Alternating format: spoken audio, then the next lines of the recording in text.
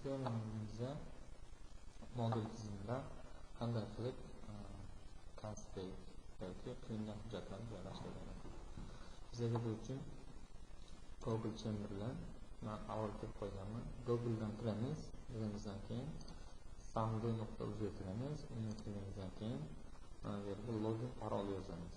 Login parol yozganimizdan keyin kirish belgisini yozamiz. Qaysi fanga kirmoqchi bo'lsa, shu fanimizga kiramiz. Mana shu yerga bitta fanga kirganimizdan keyin fanlarga o'zi amaliy mashg'ulotni yuklash degan joy bor. Yoki laboratoriya ishini yuklash. Ikkosi bir xil narsa. Kiramiz, yuklash degan joyga kirganimizdan keyin mana bunday oyna chiqadi. Bu oyna chiqqandan keyin manidan добавить bosganimizdan keyin mana bunday oyna chiqadi.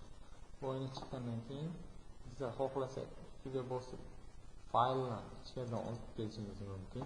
Misol uchun yoki mana bu yerni kichraytirib, buni kichroq qilib, mana bu yerdan xohlagan faylimizni olib tashlashimiz mumkin ichiga. Faqat PDF bo'lishi kerak yoki har bir narsani o'zi bo'lishi kerak. Misol uchun mana tashladik. Tashlagandan keyin bu yerga bir narsa bor. Saqlanib belgisini bosmasangiz bu ketmaydi.